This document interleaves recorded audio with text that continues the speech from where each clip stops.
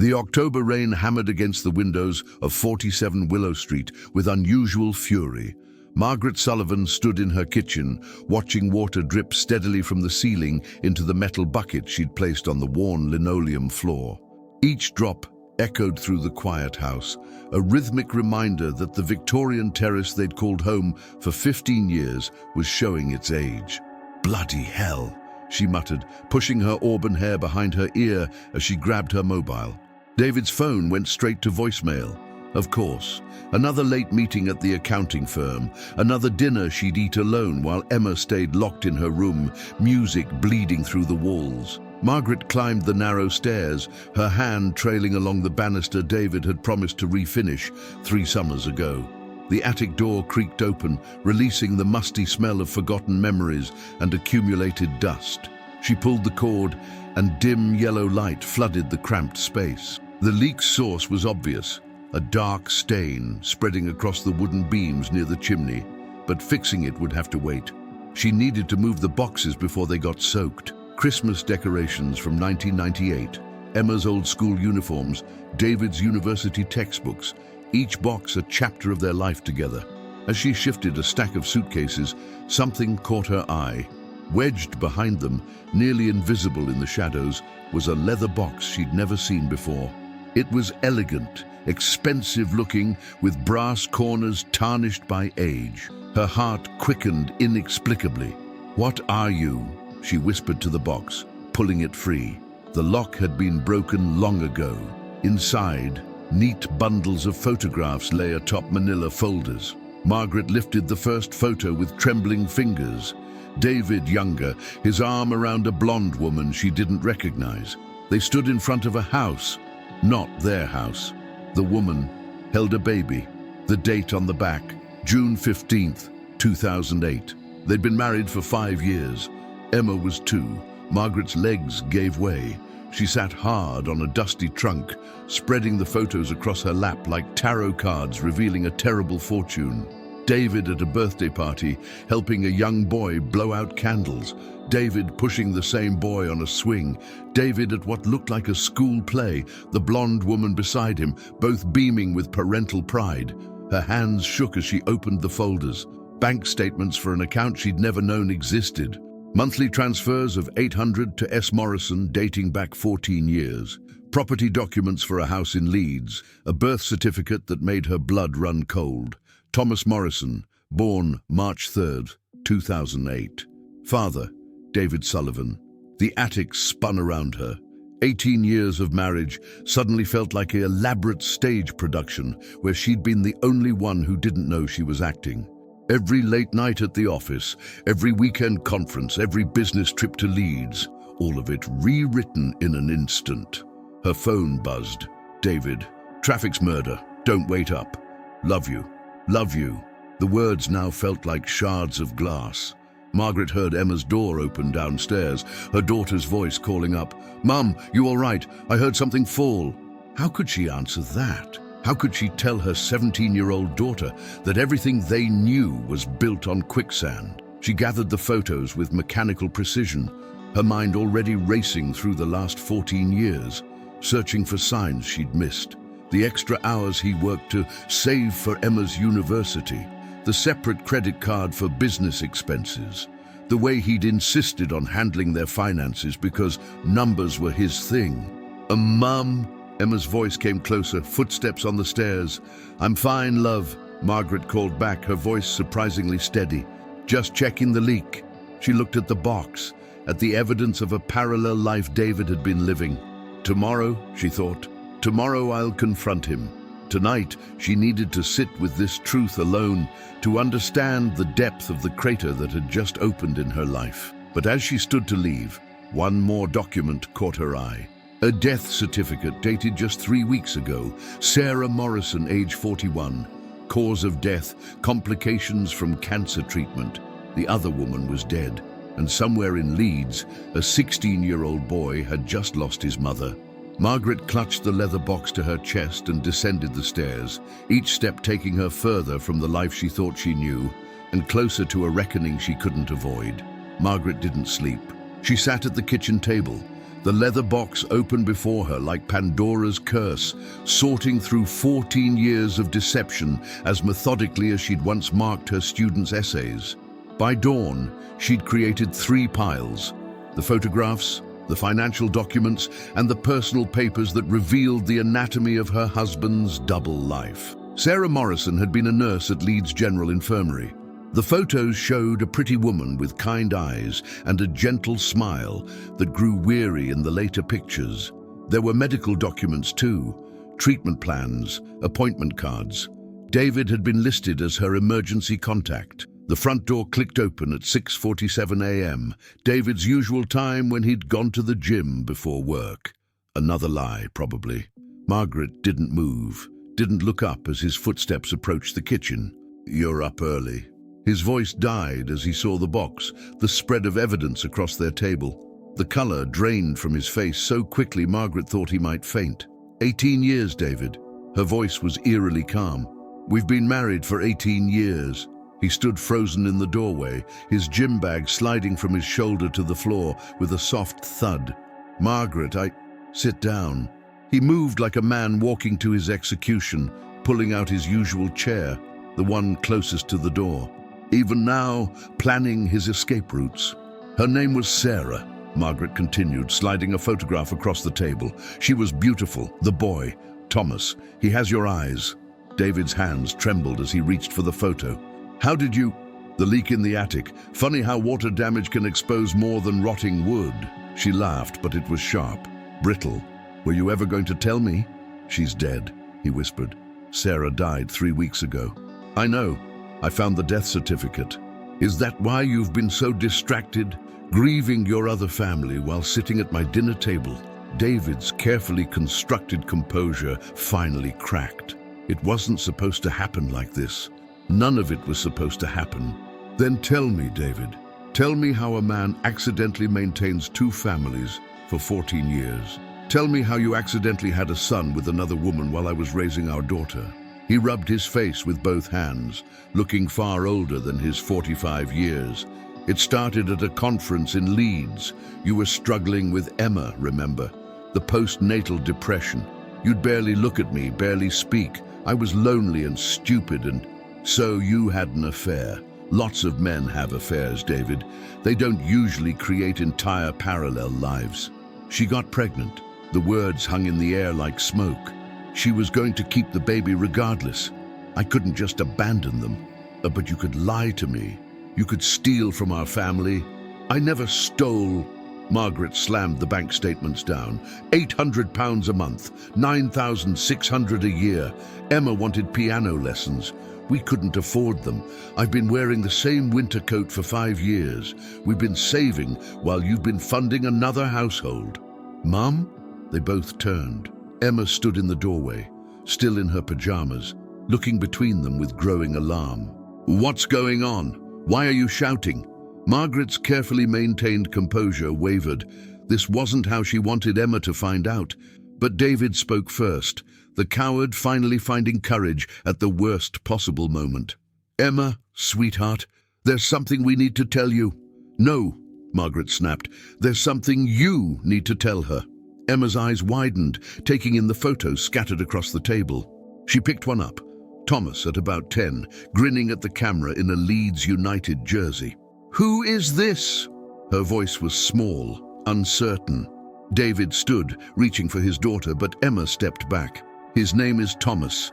He's your half-brother." The silence that followed was deafening. Emma looked at the photo, then at her father, then at her mother's devastated face. When she finally spoke, her voice was ice. "You have another family?" "Had," David corrected weakly. "His mother. She passed away recently." Emma laughed, a horrible broken sound that was too old for her 17 years. "Oh, well, that's all right then. Your mistress is dead, so everything's fine now, is it?"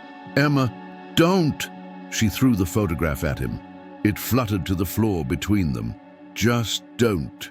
She ran from the kitchen, her footsteps thundering up the stairs. The slam of her bedroom door shook the entire house. Margaret stood slowly, gathering the documents with deliberate care. "I want you out." Margaret, please. We need to talk about this. Thomas, he doesn't know about you and Emma. He's just lost his mother. He needs... What he needs, Margaret said quietly, is not my problem. You created this mess, David. You can figure out how to clean it up, but you won't do it from my house. She left him standing in their kitchen, their former kitchen, and climbed the stairs to Emma's room, the leather box clutched against her chest like armor against the war that was coming. 3 days after David moved into the Travelodge by the motorway, the doorbell rang at 47 Willow Street. Margaret, still in her dressing gown at 2 p.m., a newfound freedom in her shattered routine, peered through the peephole. A teenage boy stood on her doorstep, shifting nervously from foot to foot. Even through the distorted lens, she could see David's eyes looking back at her. Thomas Morrison was taller than she'd expected, all awkward limbs and hunched shoulders, carrying a battered backpack that seemed to contain his entire world. When she opened the door, he flinched. "Mrs. Sullivan," his voice cracked slightly, northern accent, stronger than David's carefully softened Manchester tones. I'm Thomas." Margaret knew she should feel anger, resentment, something hostile toward this living proof of her husband's betrayal. Instead, looking at this boy, this child who'd just lost his mother, she felt only a hollow sadness. "I know who you are," she said gently. "How did you find me?" David's address was in Mum's things. She kept everything organized, even at the end. He swallowed hard. "I took the train. I didn't know where else to go." "Does David know you're here?" Thomas shook his head. "His phone's been off. The hotel wouldn't tell me his room number." His voice dropped to barely a whisper. "I don't have anyone else." Emma appeared at the top of the stairs, drawn by voices. She froze when she saw him, and Margaret watched the siblings, strangers who shared blood, size each other up across the threshold of a broken home. "You'd better come in," Margaret said, stepping aside. Thomas entered cautiously, as if expecting to be thrown out at any moment. In the living room's better light, Margaret could see Sarah in him too, the shape of his nose, the way he tucked his hair behind his ear when nervous. This boy was the intersection of two worlds that should never have collided. "Tea?" she offered, because even in chaos, British propriety demanded hot beverages. "Please," Thomas said, then added quickly, "Mum always said I should mind my manners, especially when meeting new people." Emma descended the stairs slowly. "Did she know about us?" Thomas looked confused. "Who? Your mum? Did she know about my mum and me?" Understanding dawned on his face, followed by shame that wasn't his to carry. "No. She thought Dad was divorced. She found out the truth 3 months ago when she was going through treatment. Someone from his office called the house looking for him, mentioned his wife in Manchester." He slumped into the sofa. The stress of it. "The doctors said it might have made things worse." "Christ," Emma breathed. "Language," Margaret said automatically, then caught herself. What did propriety matter now? She made tea while the two teenagers sat in awkward silence. When she returned, Thomas was showing Emma a photo on his phone. Sarah in a hospital bed, still smiling despite the scarf covering her chemotherapy-ravaged head. "She was a good mum," he said quietly, "even when she found out about everything. She told me not to hate him, said he'd done his best with an impossible situation." "His best?" Emma's voice rose. "His best was lying to everyone for 14 years. "Emma," Margaret warned, but Thomas raised his hand. "No, she's right. I've been thinking about it on the train. All those business trips that weren't business trips. The reason we could never visit him at work. Why he was never there on Christmas morning." His voice broke. "I thought he was ashamed of us. Turns out we were the shameful secret." Margaret's phone buzzed. "David, the hotel said someone was looking for me. Was it you?" She showed the message to Thomas. "Do you want to see him?" The boy's face crumpled. "He's all I have left, but I don't know if I can look at him without seeing every lie he told Mum. She died thinking she'd broken up a marriage that was already over. The guilt ate at her as much as the cancer." Emma suddenly stood and walked over to Thomas, sitting beside him on the sofa. "You didn't do anything wrong," she said firmly. "Neither did your mum, neither did mine. This is all on him." Thomas looked at her gratefully. "You don't hate me? You're my brother," Emma said simply. "Half-brother, whatever. It's not your fault our dad is a complete bastard." "Emma!" But Margaret's reproach was half-hearted. "What are you going to do?" Emma asked Thomas. "Where will you live? Dad's been paying for the house in Leeds. I suppose I'll stay there until I figure things out. I'm meant to do my A-levels this year." Margaret heard herself speak before she'd fully formed the thought. "You could stay here, just until things are sorted." All three of them looked equally surprised by her offer. "I couldn't," Thomas stammered. "It wouldn't be right." "None of this is right," Margaret said. "But you're 16. You've just lost your mother. And whether I like it or not, you're Emma's brother. I won't have you alone in Leeds, trying to manage a house and school and grief." "Mum," Emma said softly, and in that single word was pride, love, and surprise at her mother's capacity for grace. Thomas's eyes filled with tears he'd probably been holding back since the funeral. "Thank you," he whispered. Margaret looked at these two children, one she'd raised, one raised by another woman, both victims of the same man's cowardice, and made a decision that would have seemed impossible 3 days ago. "Right then. Emma, show Thomas the spare room. We'll need to get it cleared out. Thomas, we'll call your school tomorrow, arrange for your things to be sent down." She pulled out her phone. "And then we're all going to sit down with David and figure out exactly how this is going to work." She typed a message. "Your son is here. Come to the house at 7. And David, don't you dare be late." David arrived at 6:45, 15 minutes early, carrying a bottle of wine like this was a dinner party instead of a reckoning. Margaret left him standing on the doorstep he'd once walked through freely, making him ring the bell twice before answering. "The wine's a nice touch," she said flatly. "Nothing says, 'sorry for my double life,' quite like a middling Bordeaux." He looked exhausted, his usually pristine shirt wrinkled, his jaw covered in stubble. "Thomas, is he really here?" "In the spare room. Emma's been showing him photo albums." She stepped aside. "They're laughing at your haircut from 2012. The attempt at normalcy stung more than anger would have. David entered his former home like a stranger, pausing at the family photos still lining the hallway. Their wedding, Emma's first day of school, last Christmas. All of them now tainted with the knowledge of what was happening outside the frame. In the living room, Thomas and Emma sat side by side on the sofa, the photo album closed between them. When Thomas saw David, his expression shifted through a kaleidoscope of emotions: relief, anger, grief, and something that might have been love, wounded but persistent. "Hello, son," David said quietly. "Don't," Thomas replied. "Just don't call me that. Not yet." David nodded, sinking into the armchair that had been his for 15 years. Margaret remained standing, positioning herself between the children and their father like a referee. "Thomas has some questions," she said. "We all do. And for once in your life, David Sullivan, you're going to tell the complete truth." David rubbed his face. "Where do I even begin?" "The beginning," Emma said sharply. "When you met her. April 2007, medical conference in Leeds.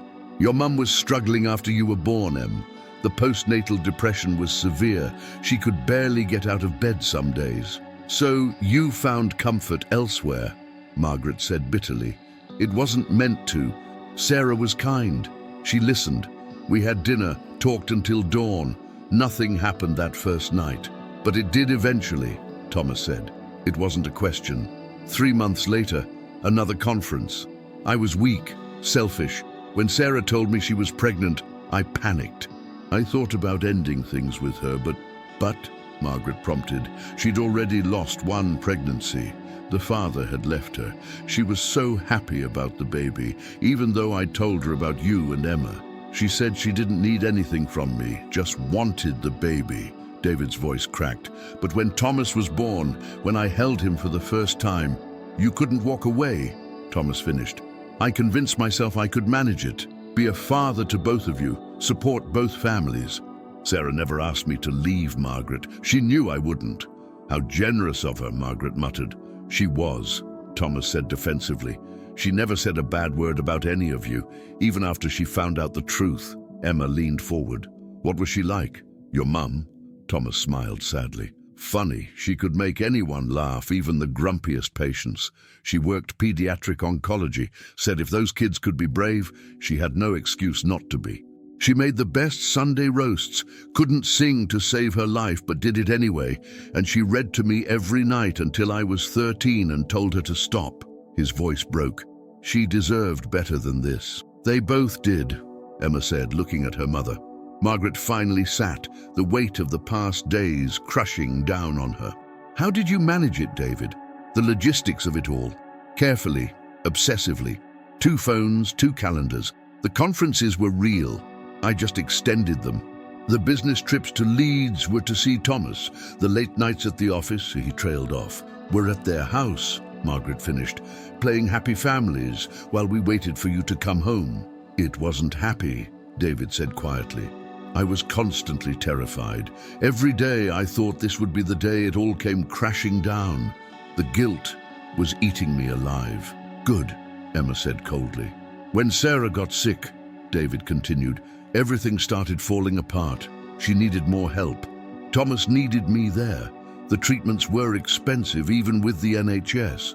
I was hemorrhaging money, making excuses, and then, 3 months ago, she found out, Thomas said. Someone from your office called about a work emergency.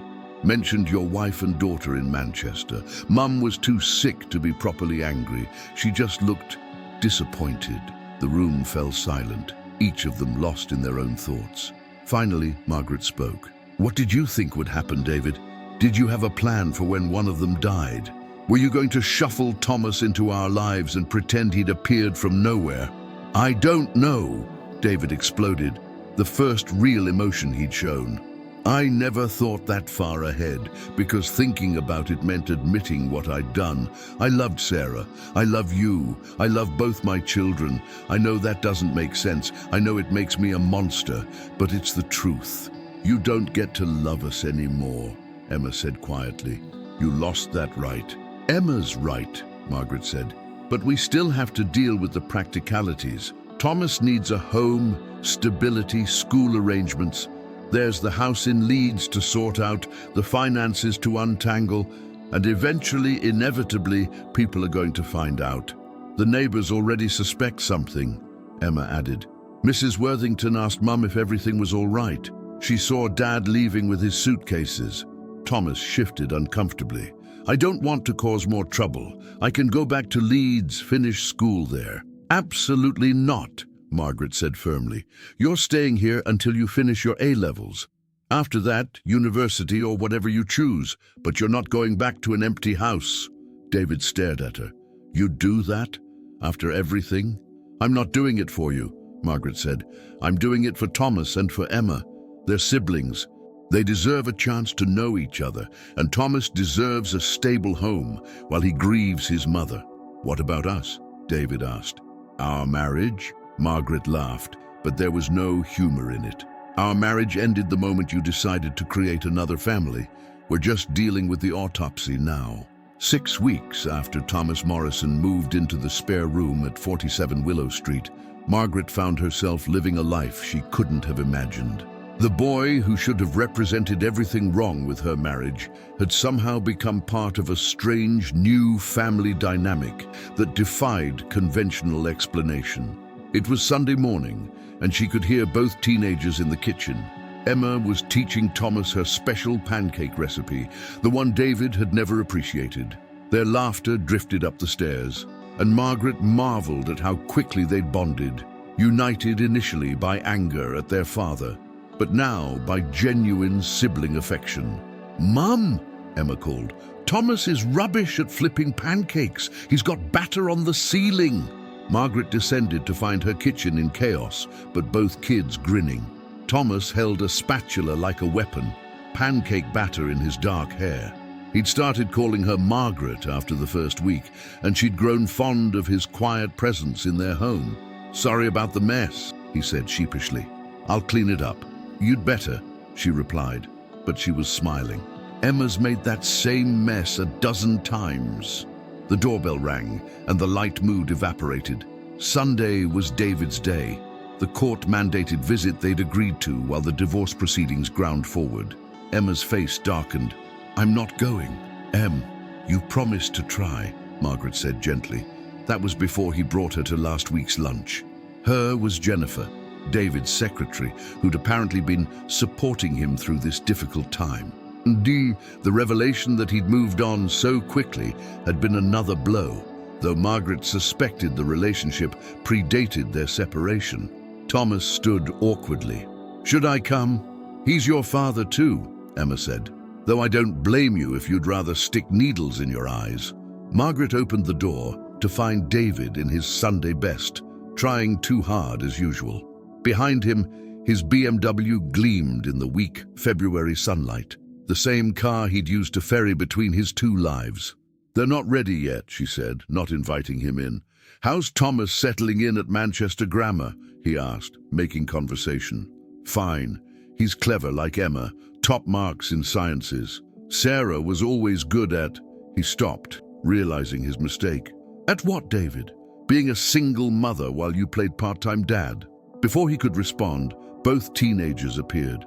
Emma had changed into what Margaret recognized as her armor, all black, deliberately provocative. Thomas wore the same jeans and jumper he'd arrived in that first day. 2 hours, Emma stated, not a minute more. "Jennifer won't be there," David said quickly. "Just us." "There is no us," Emma replied, pushing past him. As they drove away, Margaret stood in the doorway watching the BMW disappear. Her phone buzzed, a text from her sister in London. "How are you holding up? Still can't believe you took the boy in." Nobody could believe it. The neighbors whispered. Her colleagues at school gave her pitying looks, and her mother had called her too noble for her own good. But they didn't see what she saw.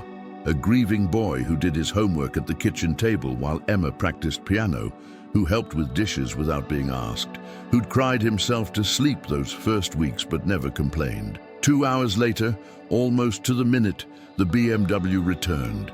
Both teenagers practically flew from the car, Emma slamming the door hard enough to make David wince. "How was it?" Margaret asked carefully. "He wants us to meet his parents next week," Thomas said, shell-shocked. "Apparently they need to understand the situation."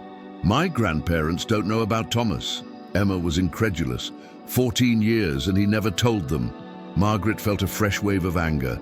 David's parents, sanctimonious and judgmental, had always found fault with her. Too career-focused, too independent, not traditional enough. And all this time, their precious son had been living a double life. That evening, as they ate Chinese takeaway, Sunday roasts having been abandoned as too loaded with memory, Thomas asked the question Margaret had been dreading. "What happens when the divorce is final? I mean, where do I go?" Emma answered before Margaret could. "You stay here, obviously." "But I'm not. I mean, Margaret isn't." "You're my brother," Emma said firmly. "Where else would you go?" Margaret looked at this boy who'd been thrust into their lives, who carried no blame but all the consequences of David's choices. "Thomas, you're welcome here as long as you need.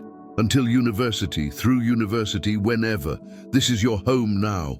His eyes filled with tears. "Mum would have liked you," he said quietly. "She would have hated what Dad did, but she would have liked you." Later that night, Margaret found both teenagers in Emma's room, looking at Thomas's phone. Photos of Sarah filled the screen. Sarah healthy, Sarah sick, Sarah with Thomas at various ages. She was beautiful, Emma said softly. She was, Margaret agreed, surprising herself with the lack of bitterness in her voice. Thomas looked up at her. "I'm sorry, for everything, for existing." Margaret sat on the bed beside them. "Don't you ever apologize for existing, Thomas Morrison. You're the only good thing to come from this mess." Emma leaned against her mother. "Are we weird? This whole situation?" "Completely," Margaret admitted. "But maybe weird is what we need right now." Her phone buzzed. "David, thank you for what you're doing for Thomas. I know I have no right to ask." She showed it to the kids. Emma grabbed the phone and typed, "You're right, you don't," then deleted it. "Let me," Thomas said, taking the phone. He typed, "Thomas is safe and loved. That's all you need to know. He hit send before Margaret could stop him. "Sorry," he said, not looking sorry at all. "Don't be," Margaret replied, pulling both teenagers into an awkward hug. "We're family now. Weird, broken, unconventional family, but family nonetheless." The letter arrived on a Thursday morning in March, mixed in with bills and grocery store circulars. Margaret recognized David's mother's handwriting immediately, perfect cursive that managed to convey disapproval in every loop and line. "We request your presence for tea on Saturday at 2 p.m. There are matters that require discussion. Eleanor and James Sullivan." Thomas read it over her shoulder. "That sounds ominous." "Everything about David's parents is ominous," Emma said, buttering her toast. "Gran once told me my skirt was too short at my own birthday party. Saturday came too quickly." The Sullivan house in Didsbury was exactly as Margaret remembered. Immaculate gardens, net curtains twitching with neighbor surveillance. Eleanor opened the door before they could knock. Her face cracked at the sight of Thomas. "Dear God," she breathed. "He looks just like James at that age." In the sitting room, James Sullivan stood by the mantelpiece like a Victorian patriarch. David sat in the corner, looking smaller than Margaret had ever seen him. "So it's true," James said, staring at Thomas. 14 years of lies." Eleanor poured tea with shaking hands. "Your mother, Sarah Morrison. The obituary said she was devoted to her son. She seemed like a good woman." "She was," Thomas said firmly. "Why are we here?" Emma asked. James cleared his throat. "David is relocating to London with his Jennifer." Margaret's teacup rattled. "London? Fresh start," David mumbled. "Running away," Emma corrected. "What about Thomas?" Margaret asked. "Thomas has you. He's better off with you." The room exploded. Emma shouted about abandonment. Thomas sat frozen. Eleanor was actually crying. "You coward," James roared. "You make this mess and then flee." "I learned from the best," David shot back. "Perfect on the surface, right, Dad? Keep up appearances, never show weakness." "We didn't teach you to be a liar," Eleanor said through tears. "You taught me to hide every flaw." Sarah saw through that. "Margaret tried to, but I was too good at the performance by then." Margaret stood. "Don't you dare blame this on anyone but yourself." "I'm not. I'm just done." "Thomas, I'll send money." "I don't want your money," Thomas said quietly. "I wanted a father." Eleanor's voice was steel. "If you walk out that door, you're no longer our son." David paused, then left anyway. The silence was deafening. Eleanor turned to Thomas, her composure crumbling. "You'll always be our grandson. Both of you," she looked at Emma, "are all we have left of the son we thought we knew." James approached Thomas awkwardly, then pulled him into a stiff embrace. "We'll do better by you than we did by him." 6 months later, Margaret stood in the garden of 47 Willow Street, watching Thomas and Emma hang fairy lights for his 17th birthday party. The September sun caught their faces as they bickered good-naturedly about the proper way to string lights. "It's my birthday," Thomas protested. "I should decide. You'll thank me when it doesn't look like a drunk spider spun Christmas lights," Emma retorted. The divorce had been finalized 3 weeks ago. David now lived in London, engaged to Jennifer, sending monthly checks that Margaret deposited into a university fund for Thomas. He'd called twice. Both times, Thomas had declined to speak. Eleanor and James had become unexpected fixtures in their strange new family. Sunday dinners, awkward but warming. Eleanor teaching Thomas her Yorkshire pudding recipe, while James helped Emma with her A-level physics. "Margaret," Mrs. Worthington called over the fence, "the garden looks lovely. Thomas is lucky to have you." He was staying. That was the decision he'd made.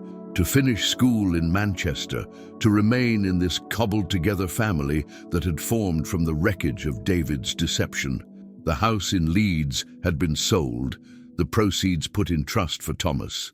Sarah's sister had visited once, tearful and grateful that Thomas had found stability.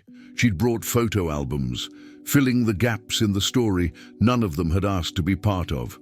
"Mum," Emma called, "Thomas is getting philosophical about fairy lights now. Make him stop." Margaret laughed, a real laugh, not the brittle thing it had been 6 months ago. "Thomas, Stop tormenting your sister. She started it. Your sister. The words had come naturally after the first awkward months. Now Emma helped Thomas with English literature while he tutored her in chemistry. They'd created their own language of inside jokes and shared grief. That evening, as Thomas blew out 17 candles, Margaret looked around the garden. Eleanor and James, trying so hard to be the grandparents they'd never quite managed to be for Emma alone. School friends, who'd accepted Thomas with typical teenage nonchalance. Emma, recording everything on her phone, threatening to post Thomas's off-key singing online. "Make a wish," Emma commanded. Thomas closed his eyes, and Margaret wondered what a boy who'd lost so much might wish for. Later, as they cleaned up, Thomas lingered in the kitchen. "Margaret, thank you for everything. Mum would have been glad to know I ended up here." "We're the lucky ones," Margaret said, meaning it. "You've made us better, even after everything Dad did, especially after. You and Emma showed me that family isn't just about blood or marriage certificates. It's about choosing to show up, even when it's hard." Emma appeared with the last of the dishes. "Are we having a moment? Because I want in." The three of them stood in the kitchen, where this had all begun, where Margaret had confronted David, where Thomas had first arrived, where they'd slowly built something new from the ruins. Margaret's phone buzzed. "David, happy birthday to Thomas. I hope." She deleted it without reading the rest. Some bridges were meant to stay burned. "Movie night," Emma suggested. "Thomas gets to pick since it's his birthday." "Nothing weepy," Margaret warned. "Comedy it is," Thomas agreed. As they settled into the living room, Margaret reflected on the strange turns life could take. The affair that should have destroyed everything had, in its twisted way, given her a larger family. Not the one she'd planned, but perhaps the one they all needed. Thomas fell asleep during the film, his head on Emma's shoulder. Emma caught her mother's eye and smiled, a smile that said they'd survived, they'd adapted, and somehow, impossibly, they were happy. The fairy lights in the garden twinkled through the window, and Margaret thought about the box in the attic that had changed everything. Sometimes destruction was just another word for transformation. Sometimes a hidden truth, once revealed, could set everyone free, even if freedom looked nothing like you'd imagined.